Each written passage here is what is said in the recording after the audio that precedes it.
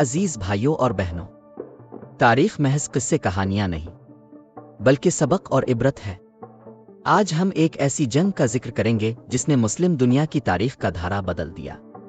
یہ ہے جنگ انقرہ، 28 جولائی 1402۔ ایک طرف سلطان بایزید یلدرم، عثمانی سلطنت کا شیر، اور دوسری طرف امیر تیمور گورکانی، جسے دنیا تیمور لنگ کے نام سے جانتی ہے۔ بھائیو، یہ ہے 14ویں صدی کا اختتام۔ اسلامی دنیا کی سب سے بڑی امید عثمانی سلطنت تھی، جو 1299 عیسوی میں عثمان غازی نے قائم کی۔ اس کے بعد ایک عظیم سلطان آتا گیا۔ سلطان مراد اول کی شہادت کے بعد 1389 عیسوی میں تخت پر بیٹھا اس کا بیٹا سلطان بایزید۔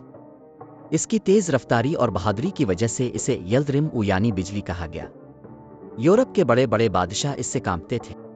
مشہور مورخ ابن خلدون لکھتے ہیں، بایزید کی تلوار نے بلقان کی عیسائی دنیا پر ایسی دھاک بٹھائی کہ یورپ کے دربار خوف کے سائے میں جی رہے تھے۔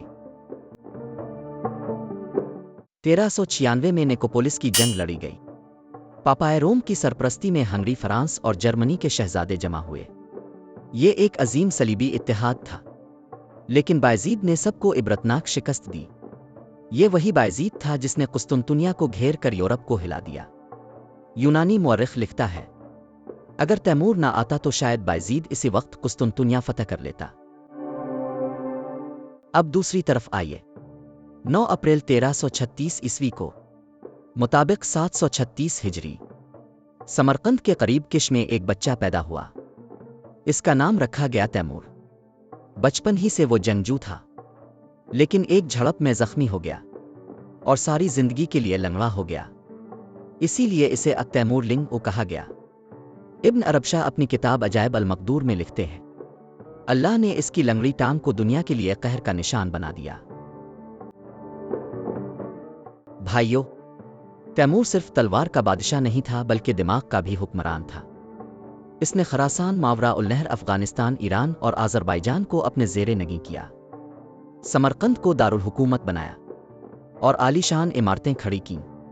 مورخ شرف الدین علی زد اپنی کتاب ظفرنامہ میں لکھتے ہیں، تیمور کی سب سے بڑی قوت اس کا جنگی دماغ تھا۔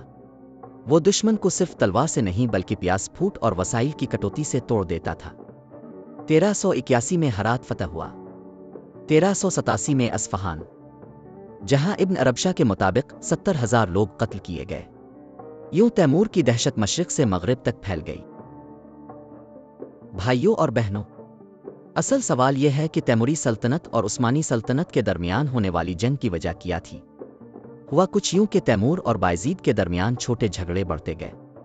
بایزید نے اناطولیہ میں تیمور کے مخالف امراء کو پناہ دی۔ یہ تیمور کی توہین تھی۔ تیمور نے پیغام بھیجا، میرے دشمنوں کو پناہ مت دو اور میرے علاقوں میں مداخلت مت کرو۔ بایزید نے غرور سے جواب دیا، میں عثمانیوں کا سلطان ہوں، میرے آگے کوئی نہیں رک سکتا۔ ابن عربشاہ لکھتے ہیں، یہ غرور ہی دونوں سلطنتوں کے ٹکرانے کا سبب بنا۔ 28 جولائی 1402 عیسوی، مقام انقرہ، موسم سخت گرمی، زمین پیاس اور دھوپ سے جل رہی تھی۔ بایزید کا لشکر تقریباً 1 لاکھ سپاہی، تیمور کا لشکر 1.5 لاکھ کے قریب، بیشتر اقوام کے جنگجو، انتہائی منظم۔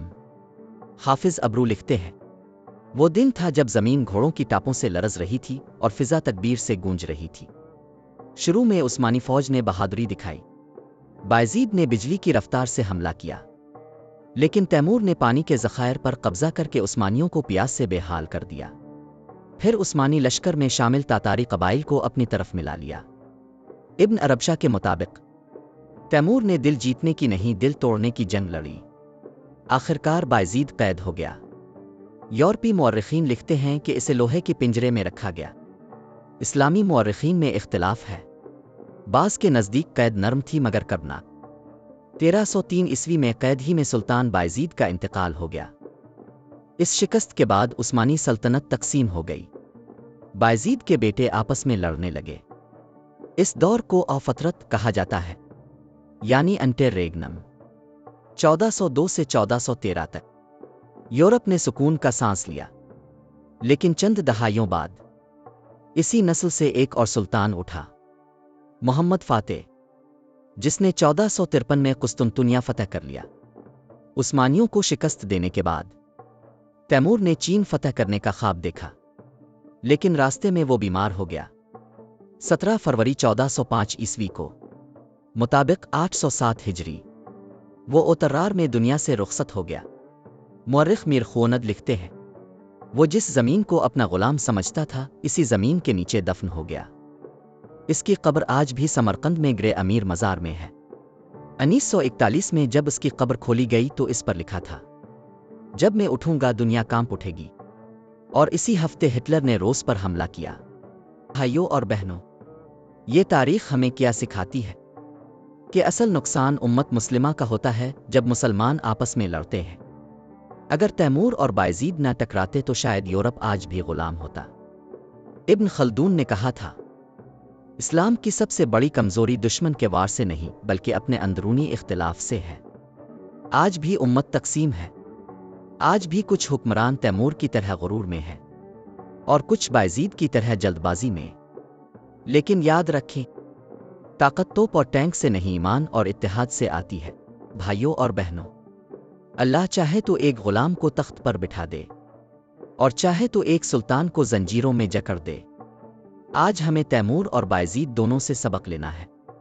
गुरूर का अंजाम जिल्लत है, जुल्म का अंजाम तबाही है और आपसी लड़ाई का नतीजा हमेशा शिकस्त है। अगर आपको ये वीडियो पसंद आई है तो लाइक और शेयर करें और चैनल को सब्सक्राइब करना ना भूलें। शुक्रिया।